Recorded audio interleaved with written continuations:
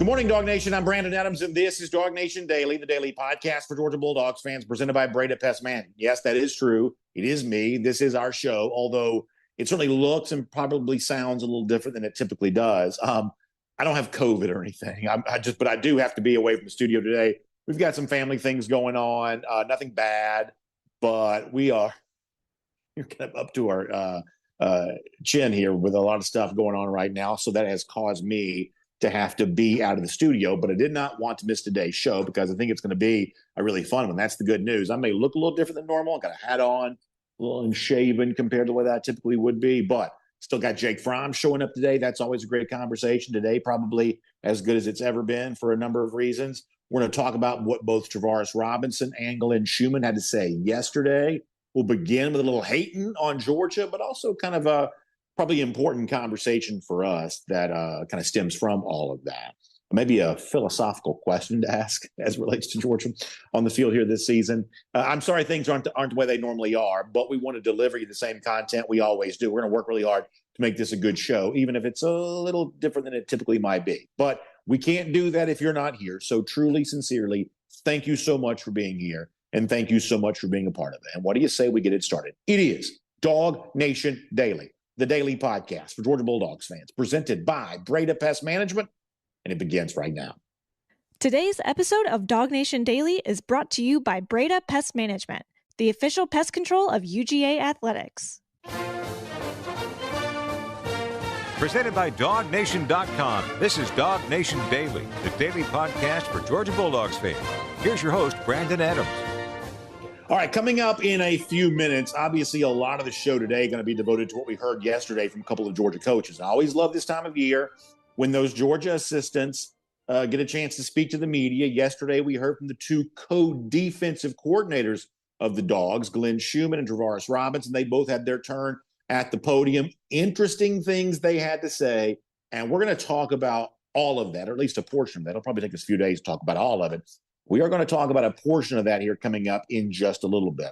Before we get to that, though, can I start with something different? By the way, if you're listening on podcast, I know the show sounds a little bit different than it normally does. I'm not in studio today, and I apologize for that, but we're going to have a really fun show nonetheless. I want to begin with something that I saw from the college football analyst who works for Fox, Joel Klatt, said.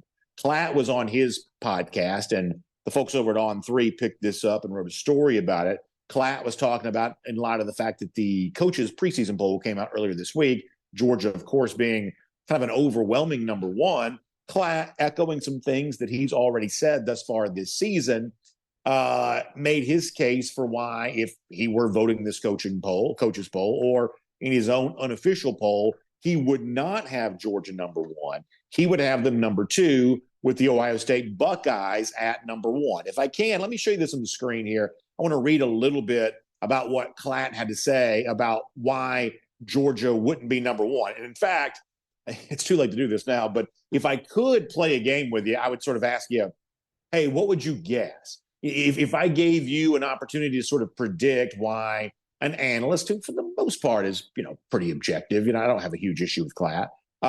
If I ask you to guess why you think Georgia would not be number one in Klatt's preseason poll, and we sort of did a survey, what would your guess be? My assumption is, and oftentimes my assumptions are wrong, my assumption, though, is that a lot of you would probably guess the first thing that Joel Klatt's going to bring up.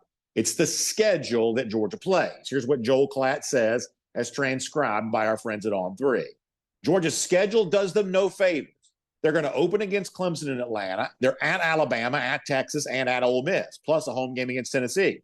Klatt says those games are not going to be easy. And yet, if there's a team that can roll through there and be just fine, well, it'd obviously be Georgia. Now, the question is going to be, can they maintain a record through that schedule that gets them into the SEC championship game? Because I'm sure they're going to want the bye to get healthy and win the conference and be one of the four best teams that have a bye. That's Joel Klatt, as transcribed by On3. Now, I've got kind of a lot to say about what Klatt just said there. The one thing I'm not going to do, though, is, we told you this, I think, at the beginning of the year. Last year we did a whole bunch of these folks are picking against Georgia and Georgia's going to prove them wrong. we're going to go for 3-23. Well, Georgia lost a game last year, so therefore we made a commitment to you way back in the winter that we weren't going to have quite as much bass in our voice as some of our preseason predictions. We're going to let the season play out and let Georgia, as we said yesterday, sort of remove all doubt with how it plays its games. We're not going to necessarily do a whole lot of, hype man stuff around Georgia. We'll let Georgia prove on the field what it is this season. Clearly, we believe Georgia can and probably will win the national championship. But in terms of, a lot of blowhardy stuff about how wrong Joel Klatt's going to be, we'll let the games themselves do the talking when it comes to stuff like that. So everything I have to say here is not necessarily a clapback on Joel Klatt because he picked against Georgia. It's more the conversation starters that sort of come off what he had to say. In fact, I'm going to try to do this, fairly quickly here just for a moment. Thing number one is this. I think Klatt putting Georgia number 2 because of its schedule, I think this sort of speaks to what we sometimes see, which is kind of a misaligned priority, or what's the word I'm looking for? Not priority, more like perspective when it comes to how you rank teams in the preseason. This is true for blowhards and talk shows. This is true for official AP poll voters. This is true for those who vote in the coaches poll, the SIDs who fill out those votes. This is probably true maybe at times for all of us. Like, what do you base your preseason ranking on? Is it a prediction of how you think the season's going to end, or is it a thought about how the teams should start based on what we feel like we know now on paper? To me, I think the more proper way to do a preseason ranking, or a rating, if you want to call it that, is by looking at on paper right now, who is the best. I don't think we need the preseason bowl to be a projection of how the season's going to end. In other words, this doesn't necessarily matter. It's just more of a kind of a philosophical point, I guess. I'm not quite so sure that Georgia's schedule is a relevant thing to bring up about where you would rank them to begin the season. And by the way, if you're watching on video, you see that schedule. But whether Georgia's the best team in the country or the worst team in the country, the schedule is what it is. And if Georgia is the best team in America on paper, but the schedule is too tough to go undefeated or win 11 games or even win 10 games, well, that can become sort of part of the story as the season plays out. But once again, I'm really quite so sure the schedule, whether it be for Georgia or for, anybody else, even some of these other teams that have been sort of thought to play tough schedules, I'm not quite so sure the schedule is a reason not to rank Georgia number 1. That's not being mad as a Georgia fan. It's just me kind of trying to put some parameters around the overall preseason conversation. But obviously that's been an issue for college football for quite some time. The other thing that Klatt said a moment ago that I think is probably worth examining is that, well, what if the schedule's too tough, and what if Georgia doesn't make the SEC championship? And then what if Georgia doesn't have a chance to have one of these first-round buys? I told you the other day, I think there's an extent to which we don't quite know yet how to have a conversation about this upcoming season because we haven't seen what this upcoming season is going to be. This is a perfect example of that. How big of a deal will the first-round playoff buys prove to be? For those of you who are just getting acquainted with the system, keep in mind that the top 4 conference champions, the highest-ranked conference champions, will all kind of advance past the first round of the playoff into the quarterfinals, and they'll obviously play those games on a neutral site. But let's say that Georgia doesn't make the SEC championship because of the schedule. Let's say it loses a game. It loses 2 games, and it's not playing in the SEC championship. It's still probably a playoff team. And Joel Klatt acknowledged that he doesn't see any, situation in which Georgia misses the playoff. So if that's the case, is it really that big of a deal to not be one of the top 4 seeds, to get the bye, to have to play as a 5, a 6, a 7 seed and play that home game in Sanford Stadium? For a lot of Georgia fans, they'd like for that to be the case. They don't want their team to lose, but a pretty fun byproduct of a Georgia loss might be the chance to see for the first time ever a Georgia game between the hedges. That's a pretty cool thing. But even pushing that aside from a competitive standpoint, if you're playing at home as a sizable favorite against another team, do you really lose all that much in your pursuit of a national championship as opposed to the first round bye? I'm not really quite so sure you do, but that's obviously one of those things that we're going to kind of investigate as the season kind of moves, as we kind of move through it. Our opinions on all of this will be altered as we kind of have a proof of concept as we see it play out. However, there's one more point I want to make on what Joel Klatt had to say here. And ultimately, this is not really, a retort to him so much, but it's using Klatt's comment as a way of framing how we all view about the upcoming season. Here's what I'm here to tell you. If the biggest knock on Georgia is the schedule that it plays, I sort of think that's a pretty good thing. In other words, if I give you like a would you rather or kind of an either or type comparison, would you rather have the best roster in America, but the toughest schedule, or an advantageous schedule, but some sort of fatal flaw that could perhaps prevent you from winning a national championship? You follow me on that? You got a great team, but you're also playing an extremely tough schedule, or you've got a little bit of a flawed team, and yet you've got a more manageable schedule. I think last year we may have seen the latter example for Georgia. It's a pretty advantageous regular season schedule. However, Georgia had some defensive deficiencies that probably held it back from winning a national championship. This year, we think some of those deficiencies could be a little more solidified, and yet now Georgia kind of finds itself playing a much tougher schedule. I think for me personally, I'll take the better team against the tougher schedule as opposed to the alternative on that. And I would say that when you look at Georgia's track record, the one thing that Georgia has not had a hard time doing is playing tough games, winning those tough games. Yeah, there are a couple of losses to Alabama throughout the years, but the truth is, the 2021 SEC championship game loss, that was not an elimination game. Georgia got the win in the elimination game that came after that. SEC championship like 2017, or I should say national championship like 2017, SEC championship like 2018. Georgia was still kind of just getting going the Kirby Smart era and a fairly sizable underdog in those games. The truth is that when Georgia's been a favorite or a slight favorite in really big games, it's got a really good record, whether it be neutral site on the road or anything else in between. The thing that sort of made the Kirby Smart era what it is Georgia's ability to win and oftentimes dominate in these really big games. Now, I do believe that this Georgia schedule may be daunting enough that undefeated is maybe not quite unrealistic, but improbable. How about that? It may be improbable, unlikely that Georgia goes undefeated, but it's also not impossible when you look at the track record that Georgia has for winning those big games. So to wrap up this portion of the discussion, I think it's interesting that this Georgia schedule is becoming as much of a talking point as it is. I don't want to take that lightly, and yet given the roster that Georgia has, if you're a UGA fan, remaining confident, even in light of these incredibly tough games that are on the 2024 slate for Georgia, I think you have reason to feel that way. Now, with that said, let me shift gears to this just for a moment. I had a chance to hear from brand new Georgia co-defensive coordinator and one of the two defensive backs coach for Georgia, Travaris Robinson, yesterday. If you go to the DawgNation YouTube page, you can see the full conversation with T-Rob in its entirety, and I just thought it was really, really good. One of the things that T-Rob kind of got into was his long-term relationship with Will Muschamp and the influence the Muschamps had on him as a coach. And by the way, Robinson showed off a lot of personality, too. It's easy to understand why Georgia acted so quickly to bring T-Rob onto the staff when Muschamp decided he wanted to step back from an on-field coaching role. And this thought just sort of popped in my head, but it's probably true. All of that was kept very quiet. I guess strategically, Muschamp not letting it be known that he wanted to step back until they kind of had T-Rob in the fold, probably pretty smart, because if he would announce that first, obviously would have given Alabama a leg up to know that T-Rob would certainly be on Georgia's radar. So in retrospect, Georgia probably handled that in a pretty shrewd way. So go and watch the full T-Rob press conference. It's really, really good.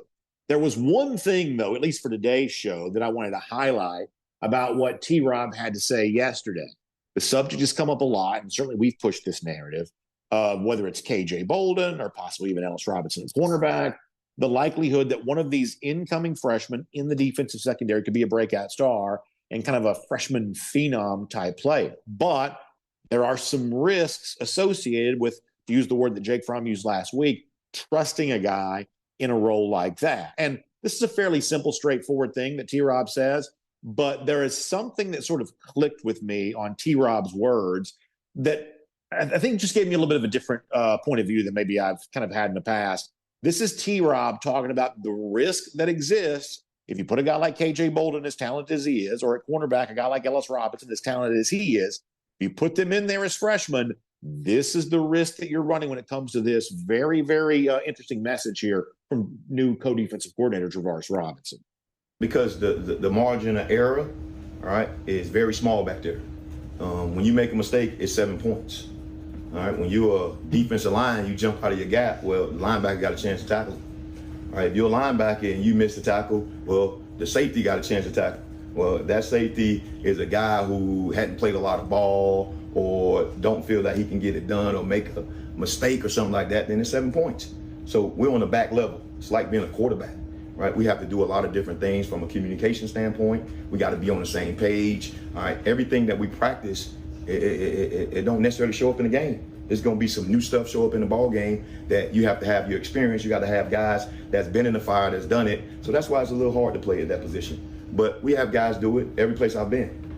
So if the guy's mature enough to do it, a guy's capable enough to do it, handle it from a mental standpoint and talented standpoint, then he'll be just fine.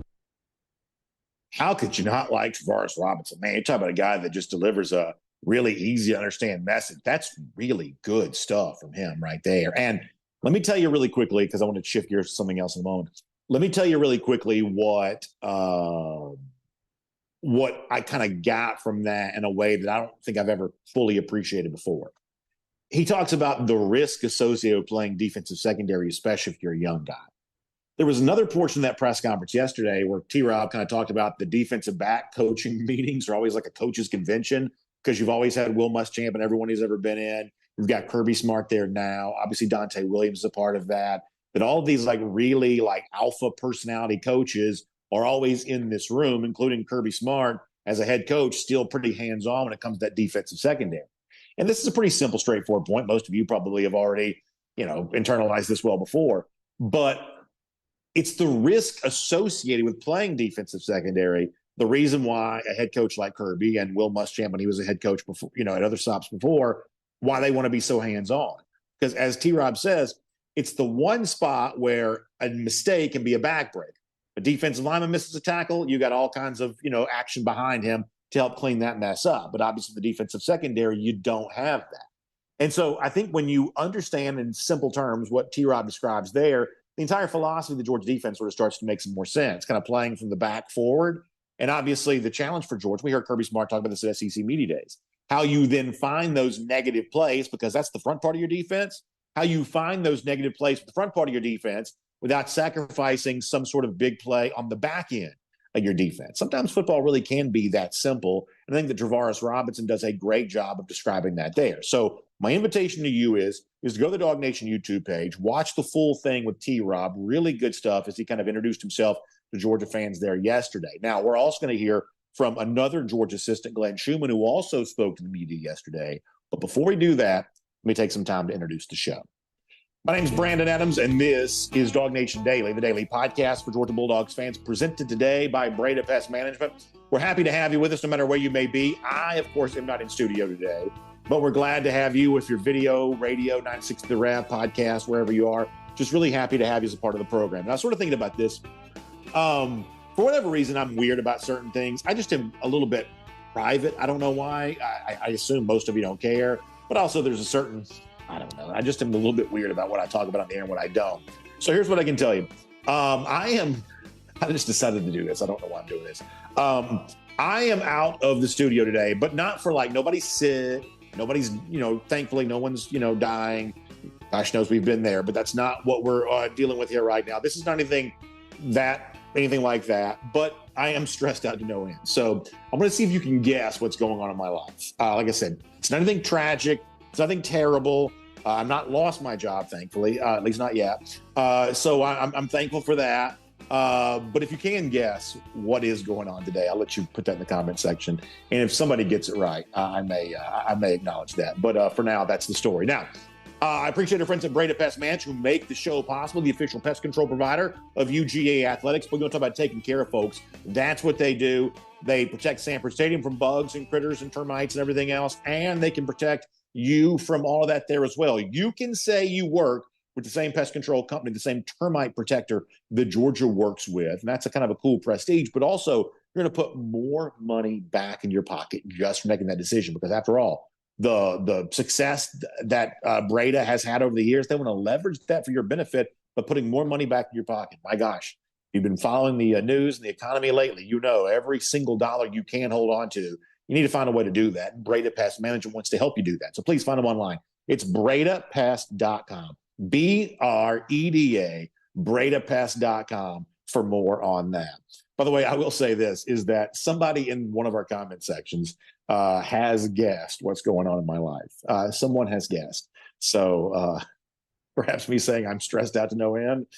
Maybe that was the guess. So some of y'all are pretty wise. You're pretty astute, and you have sort of figured out what is going on there in our lives. Now, we're going to get Jake Fromm here coming up in a moment. Let me do a couple of things before we get there. First of all, let me remind you that we are getting so much closer to the really fun event taking place to kick off the season. Of course, I'm talking about our big DawgNation Invasion tailgate. I'm going to keep this somewhat quick today because we got a lot going on. Go to DawgNation.com/tailgate. Secure your ticket to be a part of that. The cool DawgNation Invasion t-shirt, first 250 to sign up, get that. The breakfast themed tailgate, the mimosas, the Bloody Marys, all the fun stuff there. This is a DawgNation tradition. Every time we kind of kick one of these seasons off in Atlanta or really anywhere, we seemingly always do this. And this year we're in partnership with ATL Sports Trips that makes it even more fun.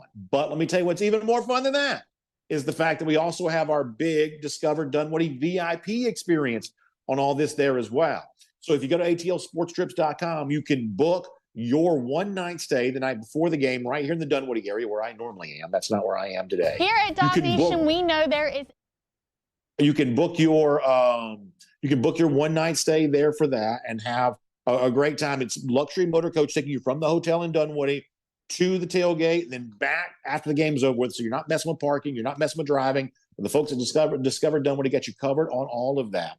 So once again, if you want to be a part of the tailgate, it's DawgNation.com/tailgate. Or if you're looking for a really fun, nice luxury experience before the game, our friends at Discover Dunwoody are going to do that for you. And our folks over at ATL Sports Trips are going to help you get that booked up. It's atlsportstrips.com for a lot more on that. All right. Does anybody have any questions about that? I feel like we've talked about that a lot. Hopefully you're getting your plans made and getting all that secure and getting ready to go there on that. All right, before we talk to Jake Fromm today, let's get ready to go around the doghouse. And it's presented today by our friends at Georgia Farm Bureau. I love Georgia Farm Bureau for the work they do in Georgia, and it fills me with pride to have them as a part of Around the Doghouse. Now, we just heard a whole bunch of cool stuff from Travaris Robinson, co-defensive coordinator at Georgia a moment ago. I want to shift here to something that the other co-defensive coordinator, Glenn Schumann, had to say. Now, Schumann, in several of his answers yesterday, kind of talked about a topic that I believe we're going to kind of see as a pretty big theme for the Georgia defense here this year. In fact, Schumann's a pretty cerebral guy. I almost wonder if he had been asked this question this way, if he would have given an answer to it. For those of you who like basketball, you know how like in basketball, especially if you like the NBA, kind of influenced by probably international basketball a little bit, you know how the idea of like positionless basketball has sort of taken over, like the days of the true point guard and the classic center. It seems like we've kind of gone away from that, and it's like everybody's long, everybody can shoot, and everybody sort of looks like what I used to think of as sort of a swing forward or a three-man. Everybody just sort of looks like that now. They may be a little taller than before, but it's sort of long guys who can shoot, and they don't really have the old school traditional positions. If you like basketball, perhaps you've kind of noticed the way in which that's sort of taken place in the sport. Well, I almost wonder if we're also kind of getting into an age of perhaps positionless football, at least to a certain extent, because if you go and listen to everything that Glenn Schumann said yesterday, the word he used a lot was cross-training. He talked about Jalen Walker cross-training as both an inside linebacker and an outside edge rusher.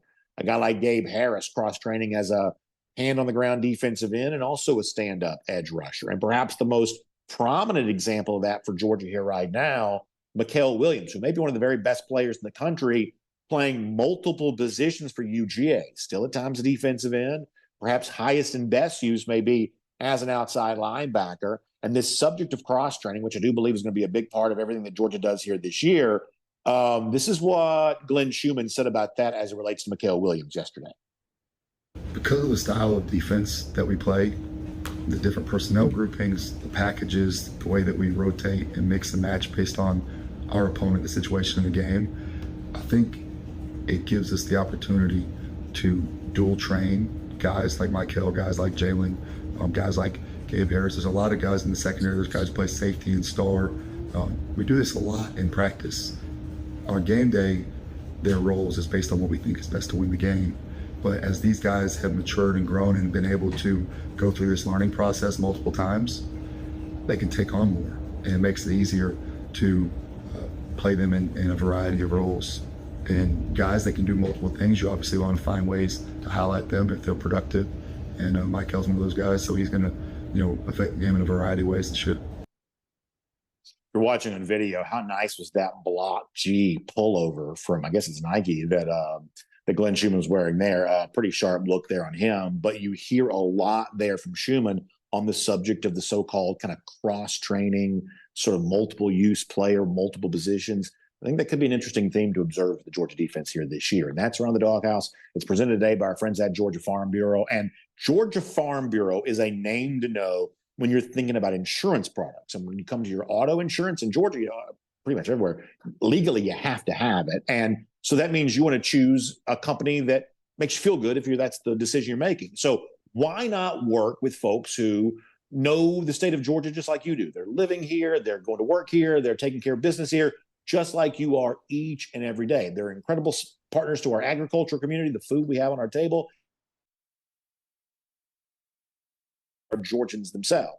So when it's time for auto insurance coverage, or perhaps you need a new home insurance policy, or whatever you have going on, our friends at Georgia Farm Bureau want to be your source on all of that. So please give them a call, 877-404-1050. That's 877-404-1050. You can also find them online at gfbinsurance.com. gfbinsurance.com. It's great to have Georgia Farm Bureau as a part of Around the Doghouse here today. All right, so it is weird for me because I'm outside the studio, but the operation of the show is hopefully normal, and certainly you've gotten a taste of that. In fact, I told you before the things began today that we're really lucky today to have the former Georgia quarterback, Jake Fromm, as a part of the program on a Kroger Fresh Take. I want to have a great conversation with him right now, so let's welcome him and, of course, all of you to the program here today. Brandon. From Athens and across the SEC or wherever the recruiting trail may lead, here's a DawgNation.com insider. So happy to have Jake Fromm. Of course, Jake doesn't normally get the music before he comes on, so perhaps drawing him off sides a little bit there on that. Jake, I know things are a little different than our normal conversation, but so happy to have you a part of the program, and hope you're doing great here today.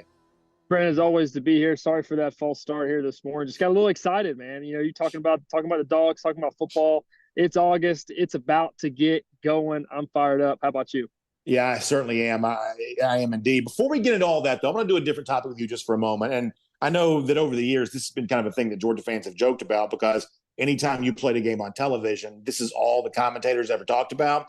But obviously, one of the early moments for you athletically was playing in the Little League World Series. I don't know how much you got a chance to watch Andrew Smart and his Oconee County team. They made it to the in Warner Robins, by the way. They made it to the regionals and didn't quite get out there on that, but had a tremendous showing while they were there. Did you get a chance to watch any of Andrew play? And I don't know if you had a chance to talk to the Smart family about your own experience, since Andrew's hard to believe he's that age now, but kind of going through this himself. What was your reaction knowing that this is one of those athletic journeys that you've also taken? Yeah, one, it's crazy to think that Andrew is old enough to play, at that level in that game.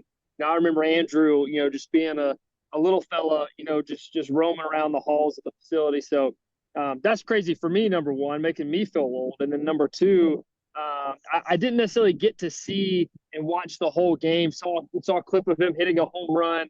I just remember, being that age, being right there in Warner Robins when they built the place, when they built the regional there. They would always take us over, for All-Stars or as kids, like, hey, this is the goal. You want to protect your turf here and go on and make it to the Little League World Series, which, we were thankful enough to do. So very, very unique, very cool place to play. And, we packed it out when we played there. So I'm curious about this. When I was a kid, it seems like the Little League World Series, like my memory is when I watched the players, they sort of look like children. You know what I'm saying? Like their batting helmets were a little bit too big. Yep. They seemed like they were short. It sort of looked like children playing a baseball game. That's not what this looks like anymore. It just sort of looks like a younger version of guys that'll have like Bowman baseball cards in a couple of years. When you played, and I guess this would have been what early, like 2013 or no, whatever year. 2011. Okay. Yeah. See, I'm not great with math. Like, I mean, was it fun? Did you feel a ton of pressure? Like what's it like to kind of play because going to Williamsport's a really big deal. And yeah, I see kids all the time, the pressure of baseball can get to you at times. I mean, what was it like kind of playing such a pressure-packed level of baseball at such a young age? Yeah, there was actually a lot of pressure on us, on our team, because there was a team from Warner Robins in 2007 who had won it all. There was a team from Warner Robins in 2009 who had got to the semifinals. Honestly, talented, talent-wise, they should have won the whole thing, and then we were the team in 2011. So it was just kind of a tradition thing for Warner Robins, a lot of weight on our shoulders. Thankfully, we were able to make it there. Got in trouble pitching-wise and had some of our good arms go down and, past the pitch count. Nobody cares about that. We made it there, man. We had a great time. And it is an unbelievable experience. That whole just ride of winning these different, district and state and regional, and then getting there, such a unique deal. I kind of compare it to what the Olympics is, where you kind of have an Olympic village and you're hanging out and all that stuff. Very similar kind of feel with the whole thing. And I wouldn't have traded that experience in the world because it was truly unique.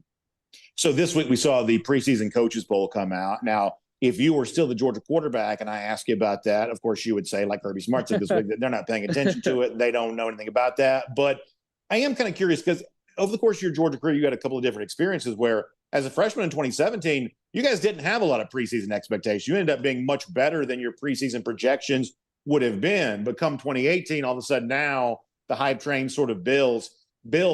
How aware would you have been of that kind of thing? Because you're a football fan. I'm assuming you always looked at preseason polls growing up. Well, now your team is in the preseason poll, whether it be not getting a lot of love in 2017 or perhaps, a ton of hype in 2018. How much would you say that you and your teammates would have been paying attention to that sort of thing? Yeah, I think just the way social media is, the way the media is, it's there. There's no pretending that you don't know what the rankings are. There's TVs on everywhere in the building. You see it. People are talking about it. If anybody's playing dumb to say, hey, I don't know what the rankings are, quite frankly, they're just not a truth teller in that scenario. But what you can do after the fact is what are you focusing on? Are you focusing on what people are saying about you, or are you focusing on the guys, the men and women in the room at the facility to actually make something happen of this season? So to me, it just all comes down to your focus. And where are you putting your eyes? Where are you putting your actions, your thoughts? And man, especially in August, it is about grind season. Mm-hmm. And speaking of a grind, obviously the schedule for Georgia itself is going to be a little bit of a grind there as well. We've talked plenty about the games that Georgia's playing and on paper how tough that is. I don't know that if I've asked you this question this way. I mean, if you play a team like Texas, it's just hard to beat Texas on its own. Alabama the same way. But I'm kind of curious from your perspective, because obviously during your Georgia career, you beat a lot of good teams too.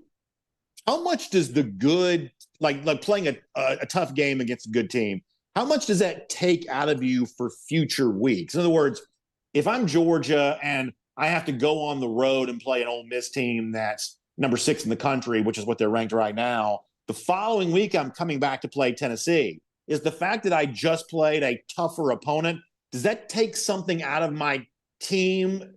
Is there a compound interest that adds up over the course of a long season like that?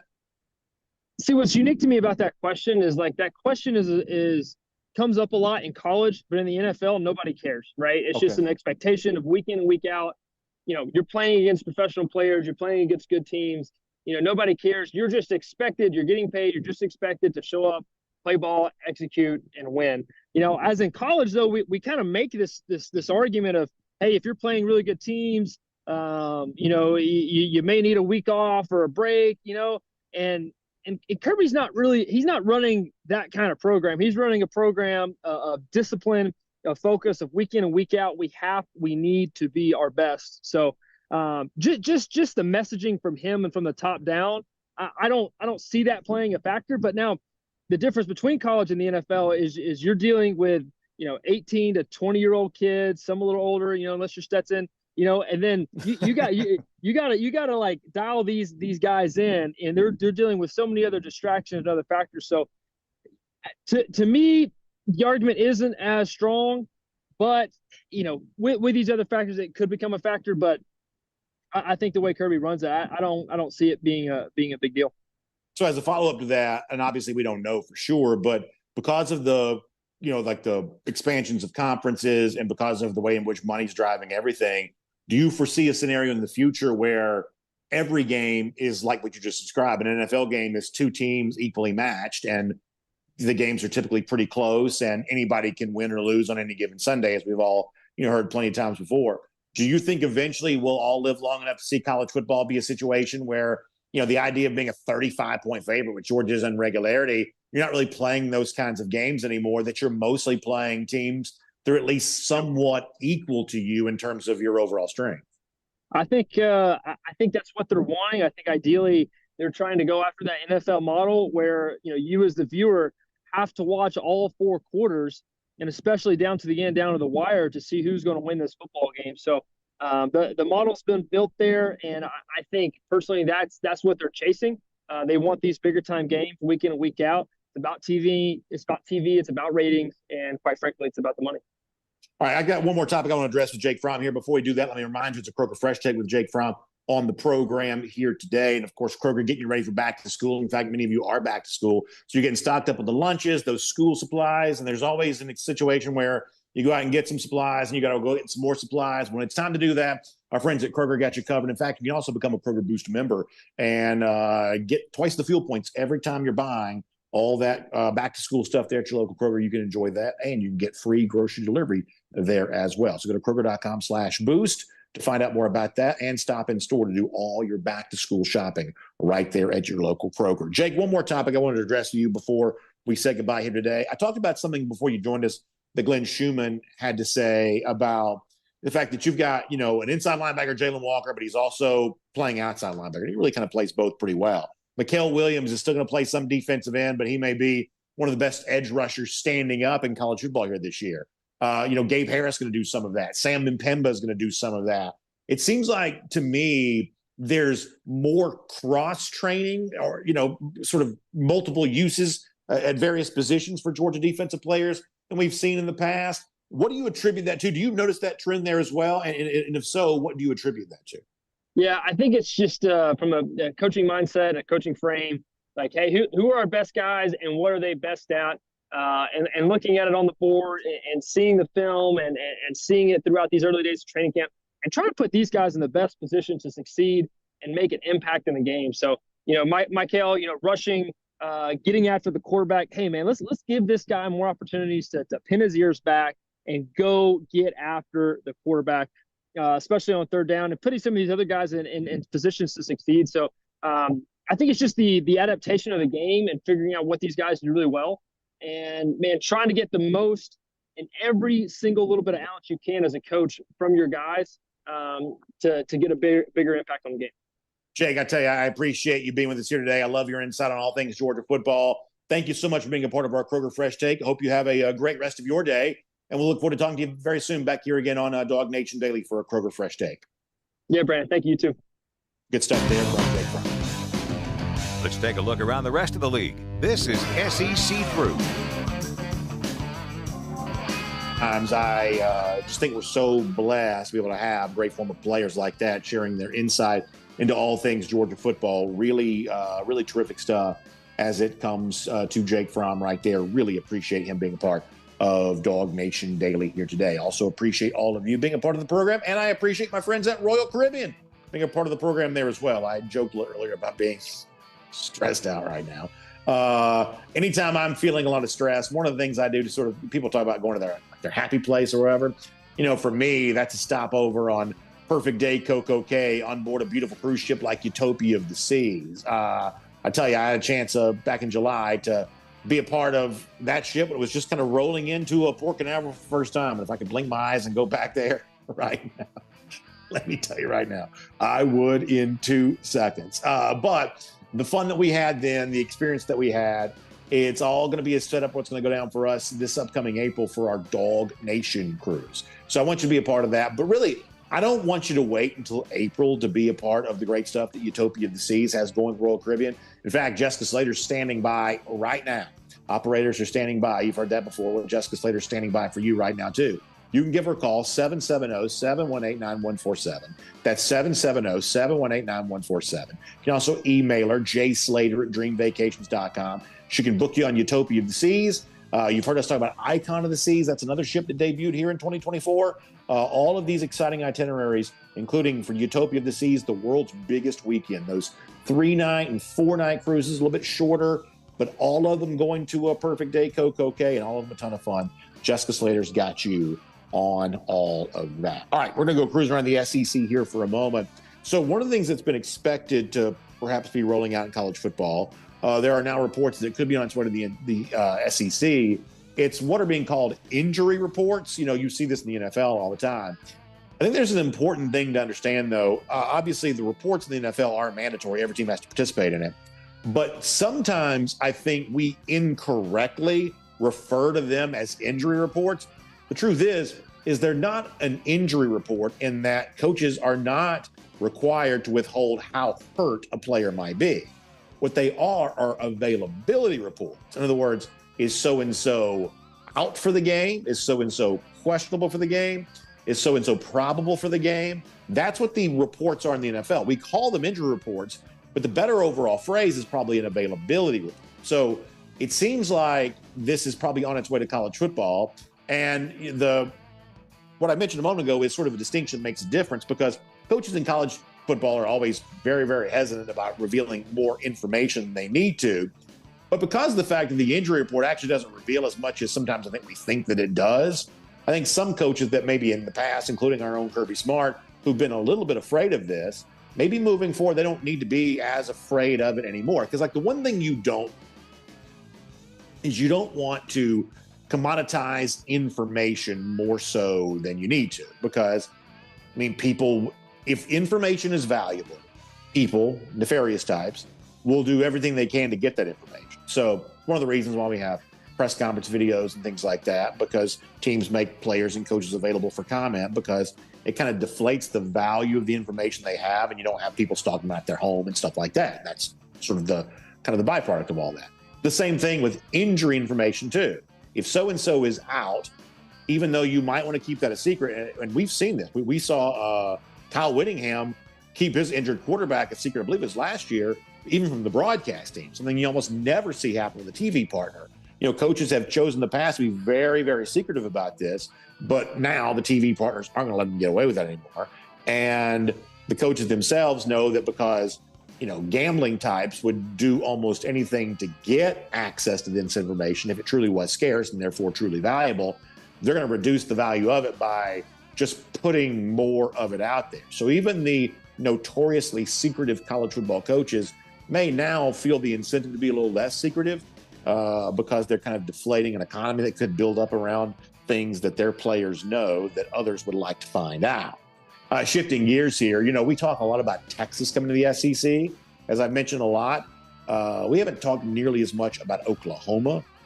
Jackson Arnold, the Oklahoma quarterback, who I think has a chance to be really good this year, was talking with some reporters this week during Oklahoma's fall camp about the fact that he thinks his team is kind of ready for what the SEC is going to be. And in the case of Texas, we've said that a lot. At one point in time, the reason why Texas was such a disappointing team for many years is because they were kind of soft. They kind of reflected the overall softness of the Big 12 as a league. And I think when Lincoln Riley was coach at Oklahoma, the same thing was probably true. I would say a Lincoln Riley-led Oklahoma is probably not ready for the SEC. It's one of the reasons why Riley has done everything he can to get as far away from the SEC as possible. Maybe eventually he'll run from the Big Ten too.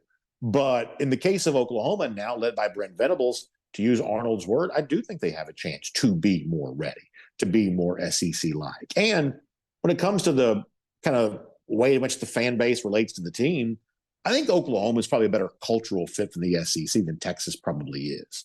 The motto of Austin is keep Austin weird. The SEC is not really a weird league. The SEC likes things to be fairly straightforward. I think that Brent Venables and Oklahoma historically has kind of been a little bit more straightforward as a program. So it would not surprise me.